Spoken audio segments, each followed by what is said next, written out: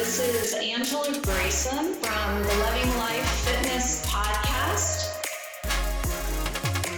to help others in their fitness journey. All possible.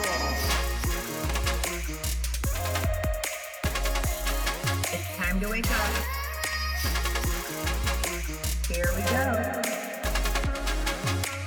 Hi, everyone. This is Angela Grayson from the Loving Life Fitness podcast, where we talk to others about their life in health and fitness to help others try to live a better life. So today I have with me Ron Jantz, who's just an ordinary guy, just like me and you. And he's going to tell us about his journey in fitness and how his lifestyle works very well for him. So hi, Ron. How are you doing?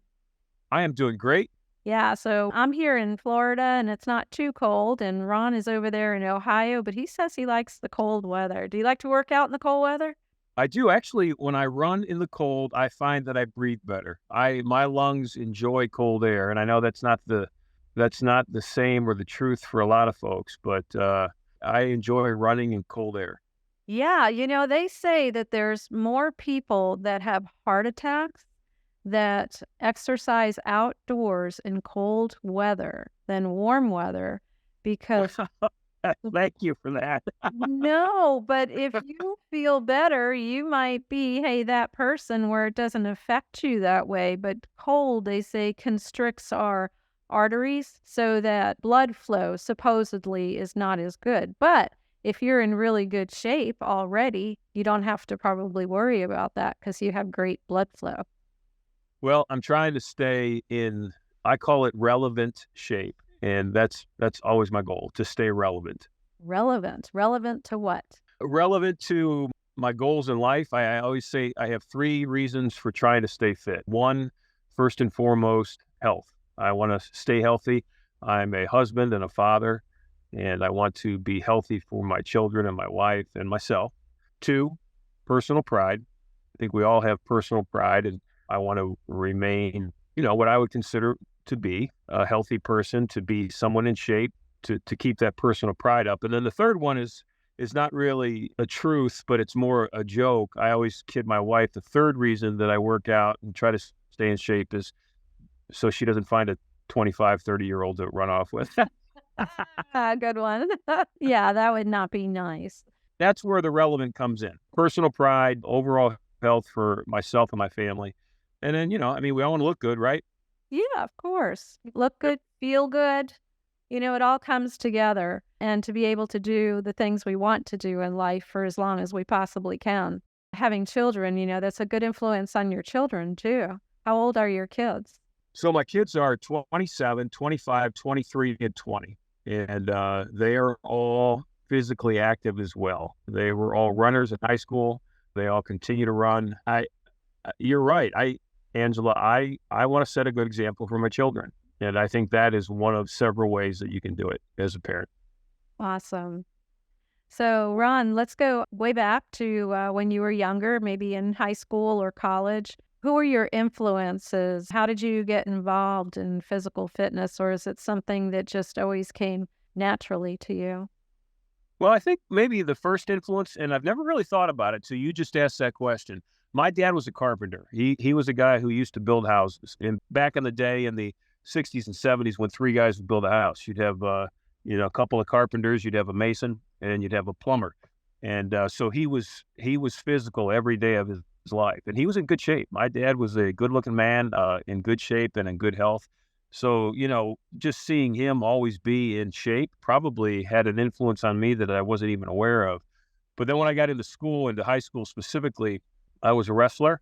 I wrestled in high school, and I wasn't very good. I was very average, but I was committed to being in the best shape that I could possibly be in. And plus, I was in high school in the late 70s, early 1980s, and back in those days, they had a thing called the President's Physical Fitness Exam, where if you could do 120 sit-ups in 120 seconds, 60 push-ups, 20 pull-ups, and then there was a shuttle run. I forget what the time was, but you could get a presidential certificate. And we had a fitness team at my high school. I was a part of that. So with wrestling and trying to stay in shape to be an effective wrestler. And then with the physical fitness team that I was on, those seeds were sown very early in my life, like 14, 15 years old.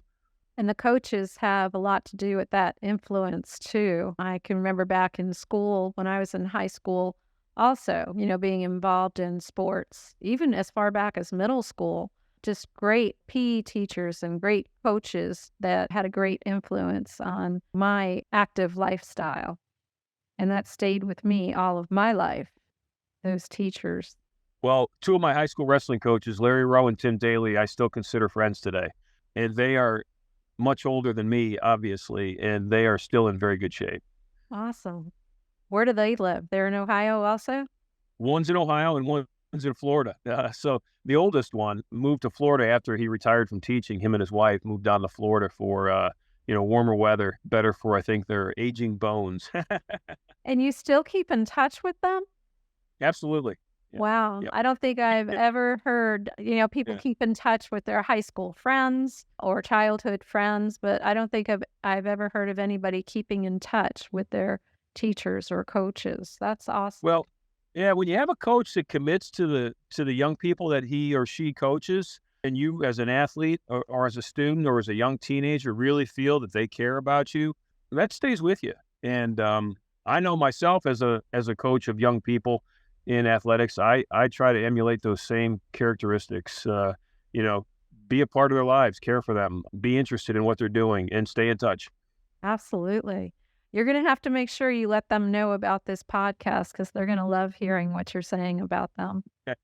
Yeah. So are you a coach now? No, just with my children as they were growing up. And as we've talked about, they're all in their 20s right now. So they're kind of aged out of that youth type athletic environment. But from the time that my oldest was 5, he's now 27, till the time that my youngest was 18. So that was a stretch of, 20 years, I think, where I coached everything that was played and loved every second of it. Awesome. That is great. And what about them? Do they get involved in coaching at all? Well, my son, who's a high school teacher, is a track and cross-country coach. So, yes. And then the other 3, one is just out of college and starting her professional life, and 2 are still in college. And no grandchildren yet to have an influence on? No, not. Yeah. Okay, that's in your future. Yeah, hopefully soon. Yeah. My son is engaged, and so, I think that's very near in our future. Exciting times. Very good. Okay, what about struggles? Can you tell me about any struggles you've had in your life to stick to your healthy lifestyle? Well, I think the biggest struggle has been and continues to be just staying motivated. And actually, it's funny that you and I are doing this at this particular time, not in the day, but just in my life right now, because over the last 2 months, I've lacked motivation, and I'm slipping in my fitness goals and things that I want to make sure that I accomplish. And Angela, I should know, I'm 58 years old, almost 59. So it's harder to get to a certain level, and it's very easy to slip from that level. And then it's even harder to get back to that level. So I've prided myself in staying at a certain level, being consistent in my workouts and in my commitment and in my discipline. And over the last 2 months, I've really slipped from that, and I need to refocus. So your question is has there been any trials or trouble or, yeah, right now I'm in one. And so if you have any words of motivation for me to get me back on it, feel free to send them my way. But I'll be back. I'm a fairly decent self-motivator. So I do find, though, that having a partner in your fitness journey is very helpful, because you're committed to him or her, whomever your partner is. And even when you have a bad day or a morning where you don't want to work out, or an afternoon, depending on when you do it because they're going to be there. You need to show up you need to support them, and that works. And it has in my past. Yeah. So I was introduced to you by somebody else that I recorded with recently. I don't know if you've listened to my podcast with Nancy, but I did. Yeah, wonderful.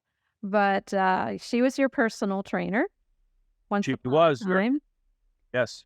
And she helped keep you motivated because you told her what you wanted and she was able to satisfy you in that department and you stuck with her.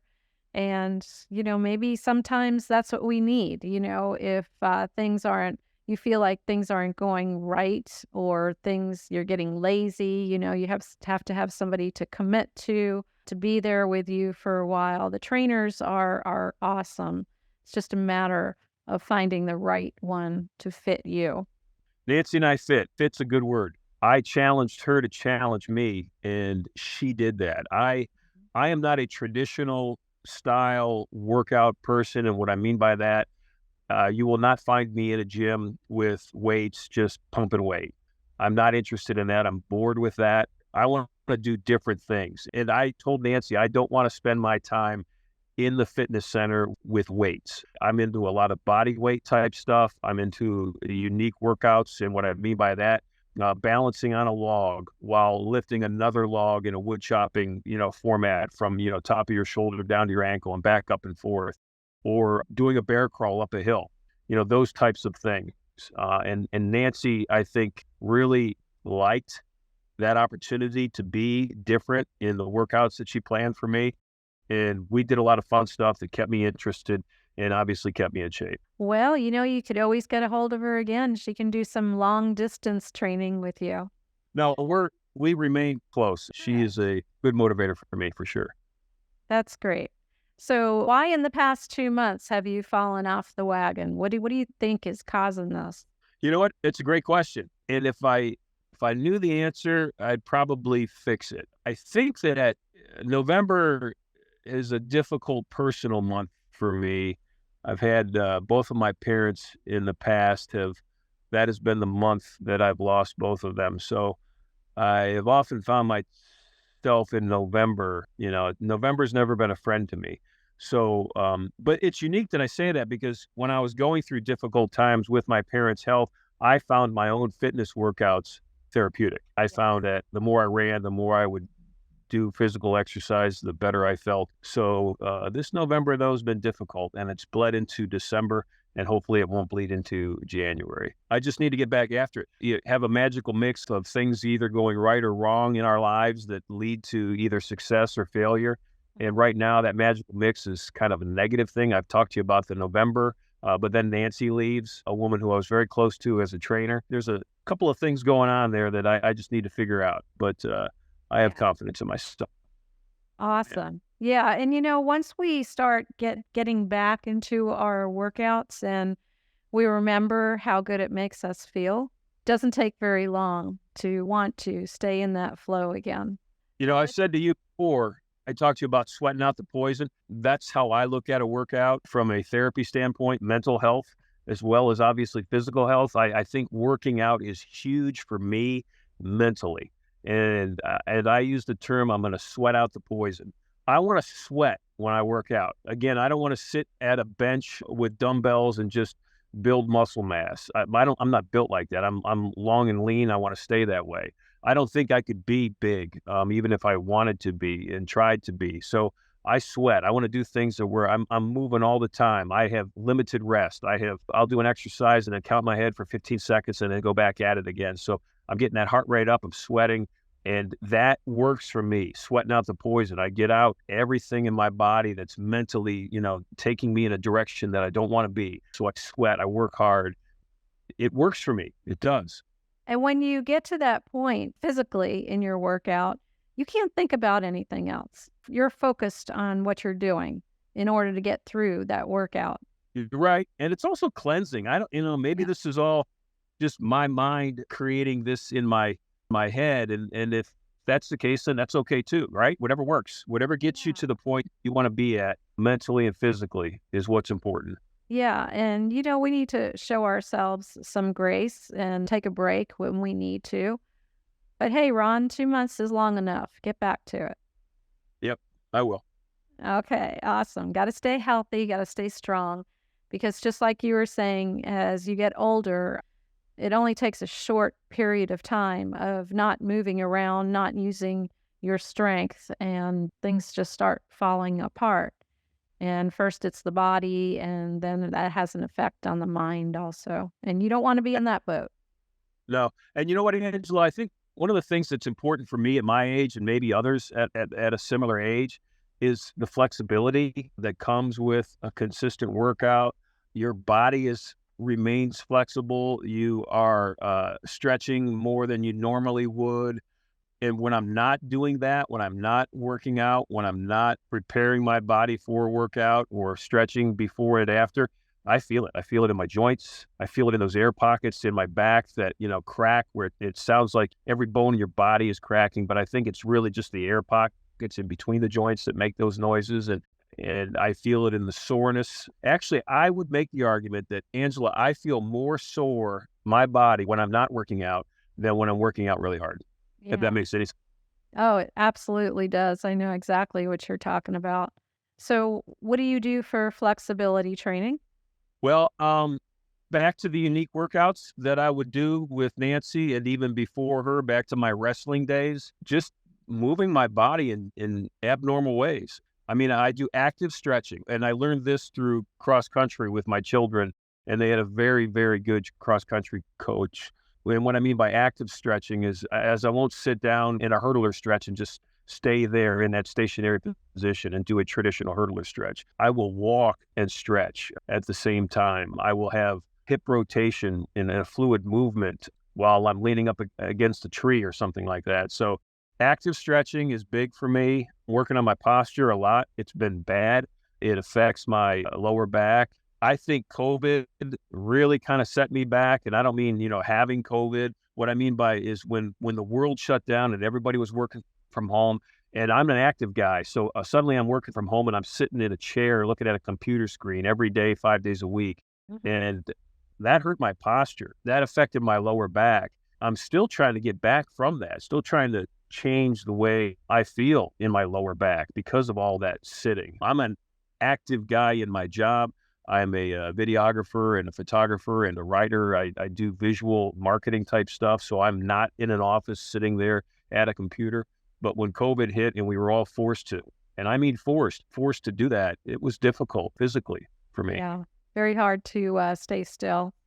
I can agree with that. I'm a very active person myself too, always moving around and wanting to do something different and go. And it's just hard to sit still for a long period of time. Yeah, COVID messed with a lot of people's minds and bodies. Yeah. Definitely. Yeah. Did you try to stay active though at home? Yeah, the running got me through it. I mean, Oh, okay.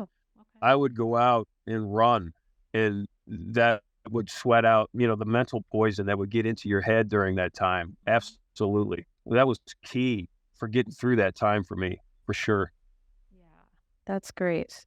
Yeah, running and push-ups, body weight type stuff. Push-ups, pull-ups, running are probably my three main fitness staples.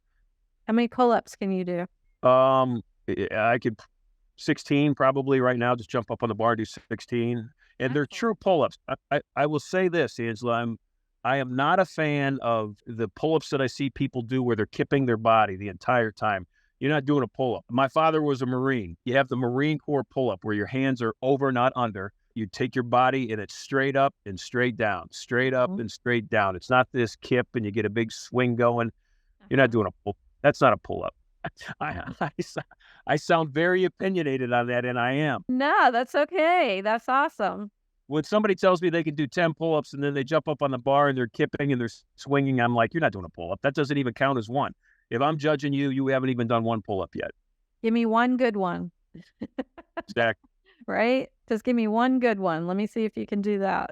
I'll tell you a quick story about that. My son, all my children have gone to Ohio State, and either their junior or senior year, I take them up to that school up north that's located in a place called Ann Arbor for that Ohio State game against that team from up north. And my son's senior year, we're walking around the stadium in Ann Arbor before the Ohio State game against that team from up north. And the Marine Corps is there. They're doing a pull-up contest, and they're giving out T-shirts to anybody that can get 20 pull-ups.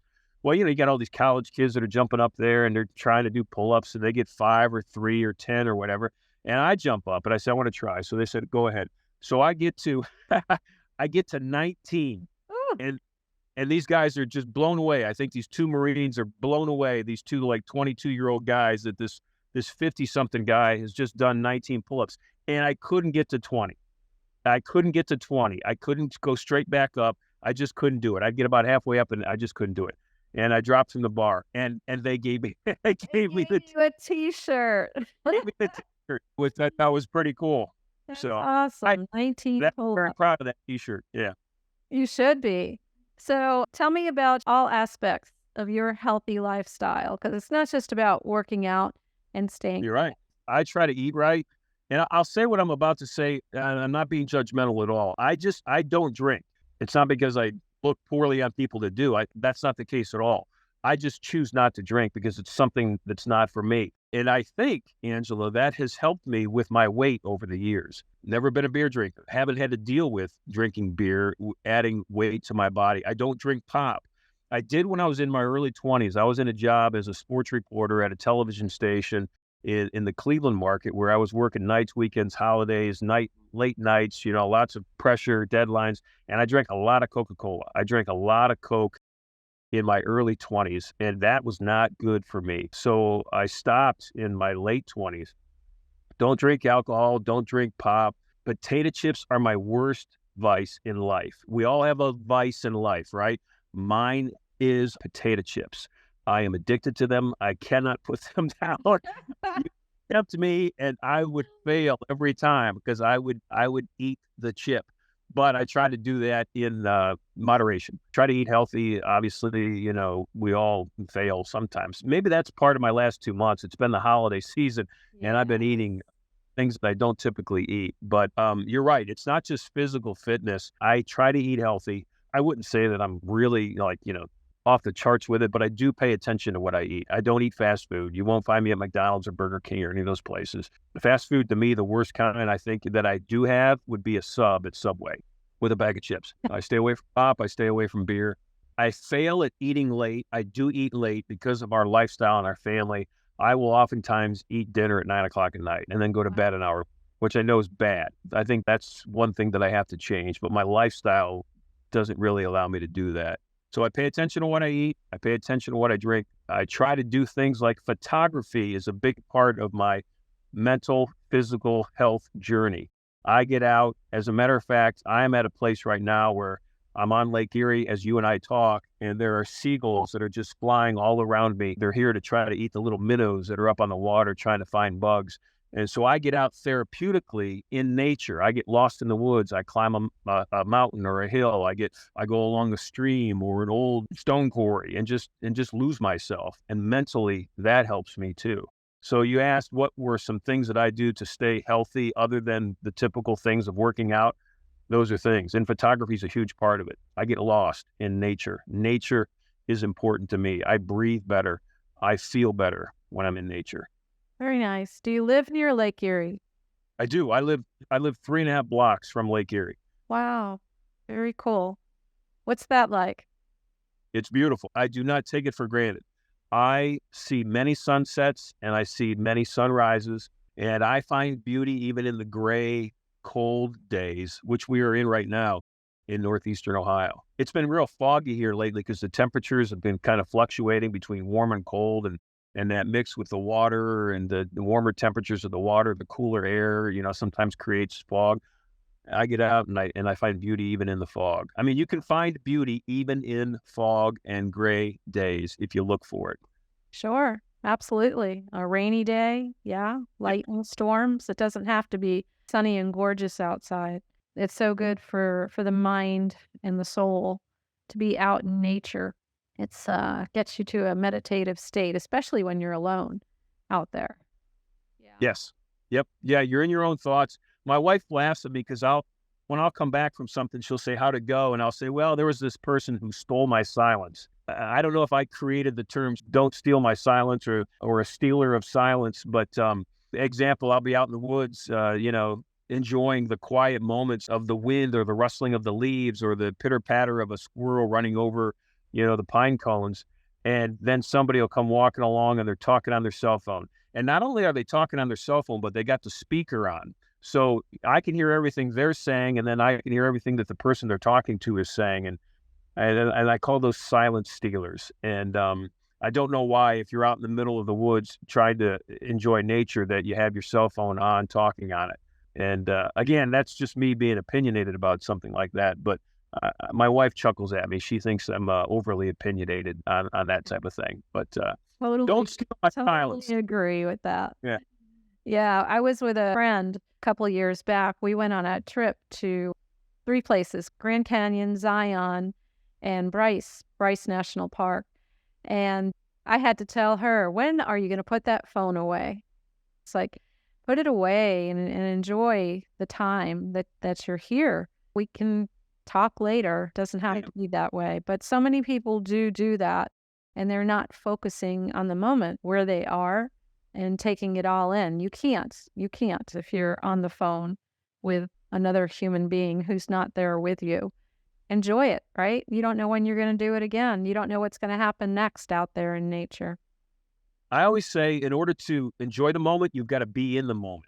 And what I mean by that is what you just said, be focused in the moment, but also put yourself out there. Don't spend time sitting in front of your computer at home. Go out and go for a hike, take a walk, just simple things. Go sit in your backyard and watch the birds fly around. I tell my kids this, Angela: walk through your life with your head up and your eyes wide open, and you'll be surprised at what you may see.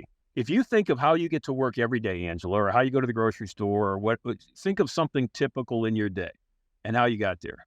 If the next day, if you do it and you have your eyes wide open and your head up, and you're not solely focused on getting to work or the first thing that you got to do when you get there, and you actually observe what's going on around you and the things that you pass every day, you may see some things that you'll go, oh my God, I never knew that was there. Oh my gosh, look how pretty that is. I never have noticed that before. We're all guilty of it. I know I have been, and I work really hard not to be. I try to encourage my children, walk through life with your head up and your eyes wide open.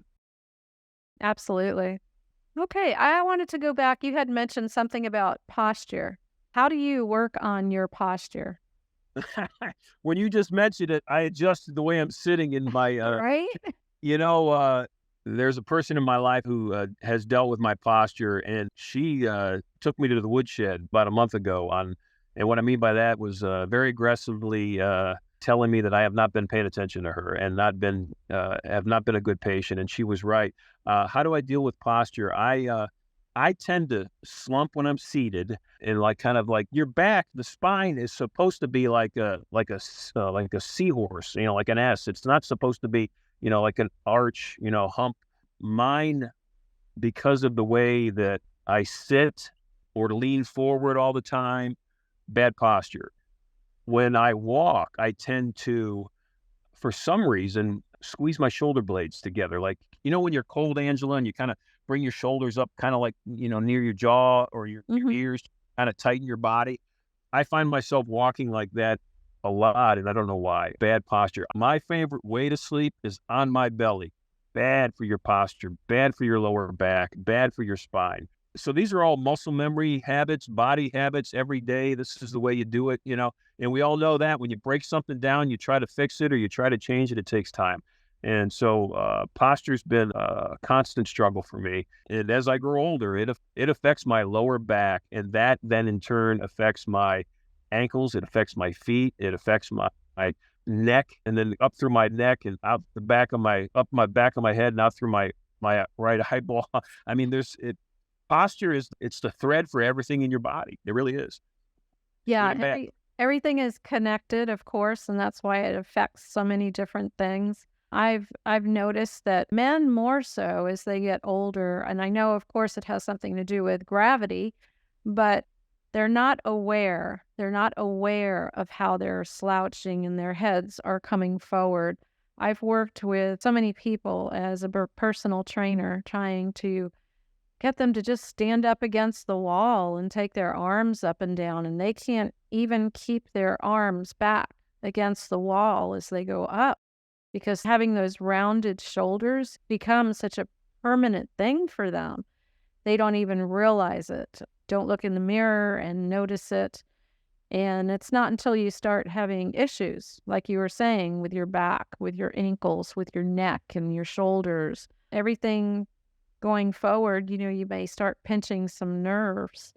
And it's very important to stay on top of that posture and try to do things to correct it.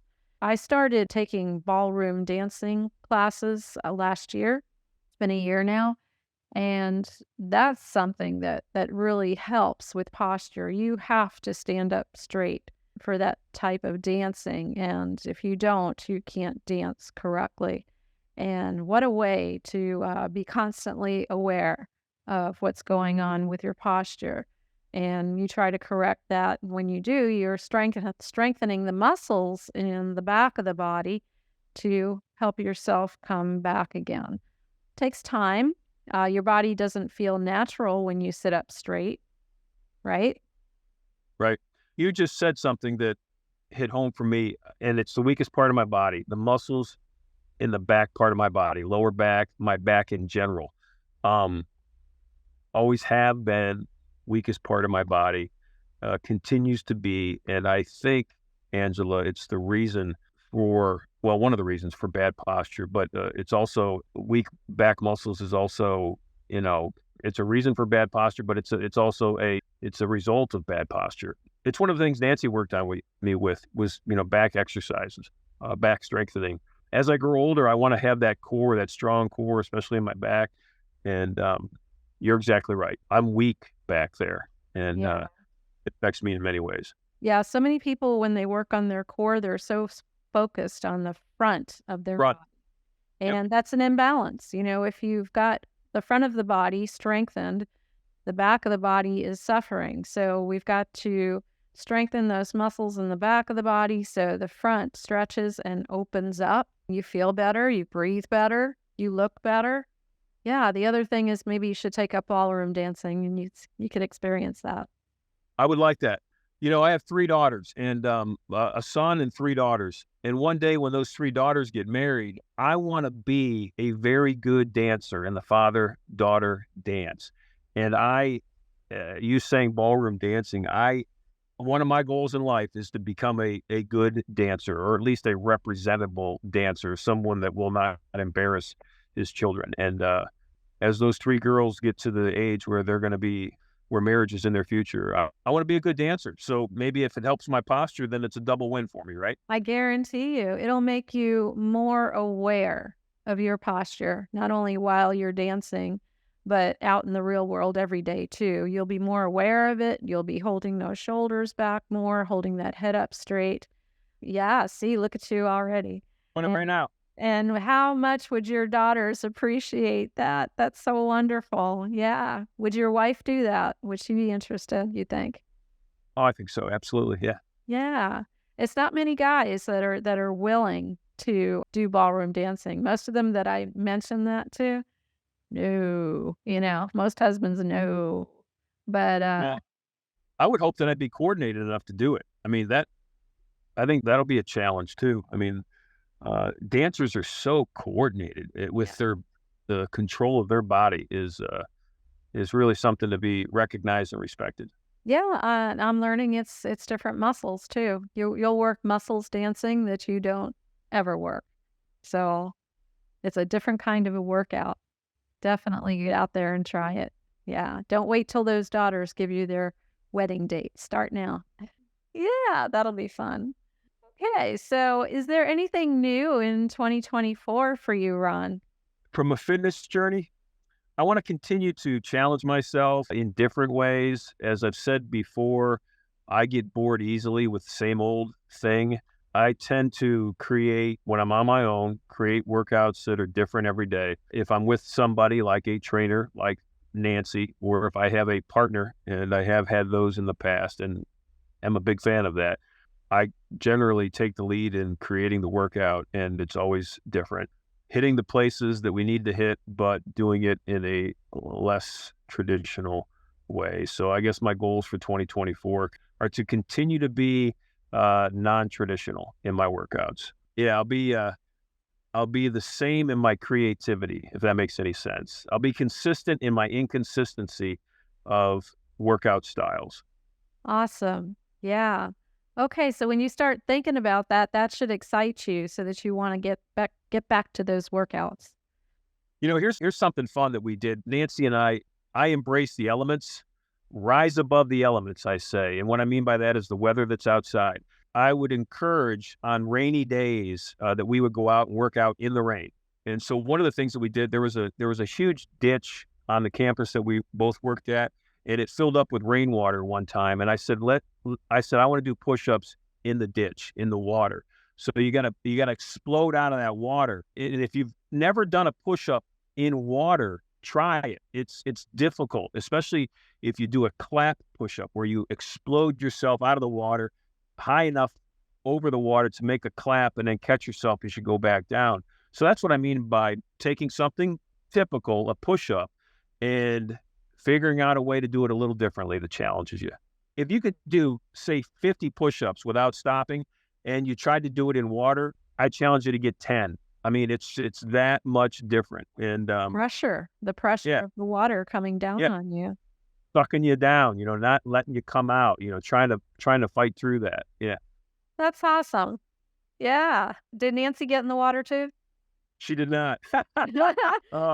She was like, "I'm your trainer. Go, Ron."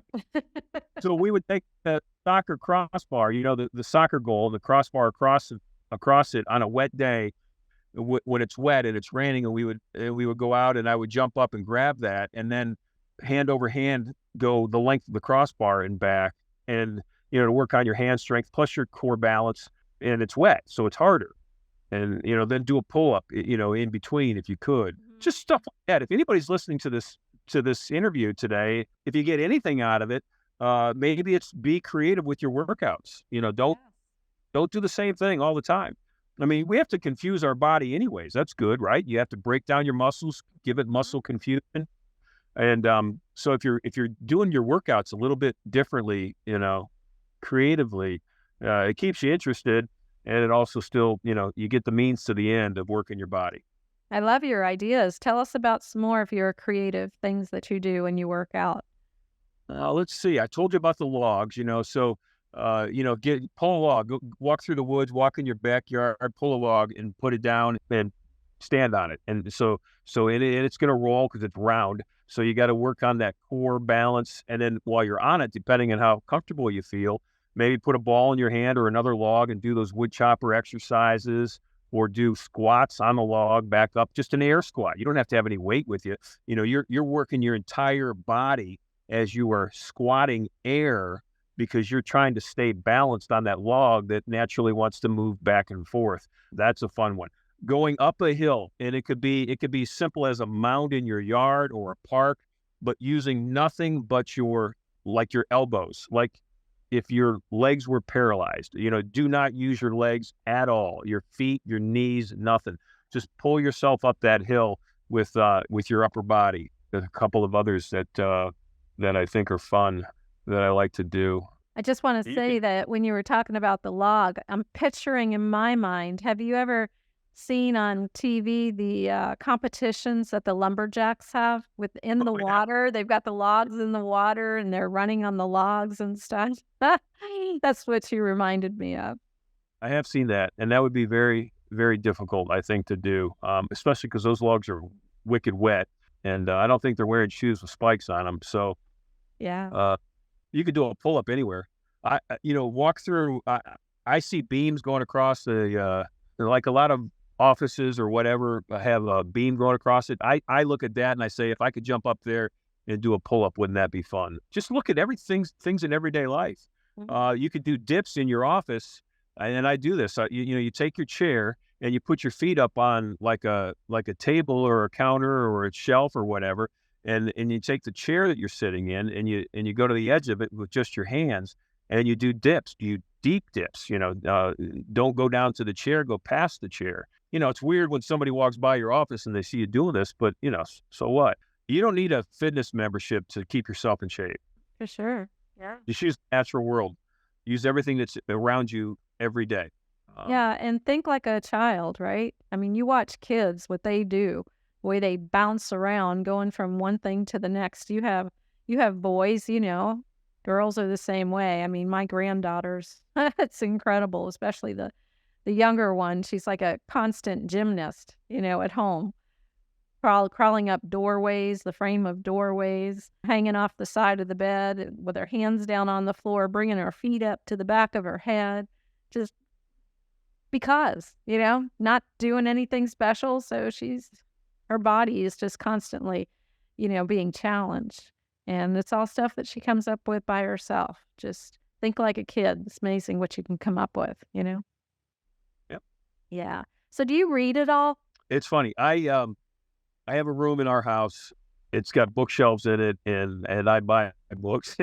I put them on the bookshelves, and my wife laughs at me. She goes, "Ronnie," she says, "you're not even reading. What are you doing?" And I said, "Well, someday I'm going to, and I want to have books in order to do that." So because my life has been so active and so busy up until this point, the honest answer, I don't read a lot. But do I want to?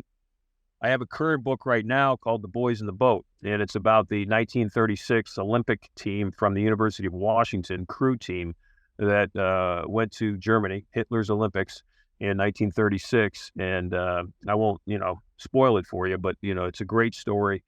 And talk about personal fitness and talk about natural personal fitness. A lot of these guys were just normal, everyday guys who came from the Washington area who were lumberjacks or fishermen or different things like that. And they built up natural strength in their body with just doing normal, everyday things. Mm-hmm.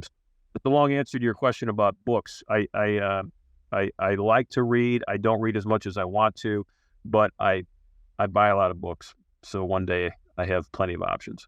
Very good. Yeah, a lot of good information out there. And it helps to inspire us and help our minds think in different ways. Yeah.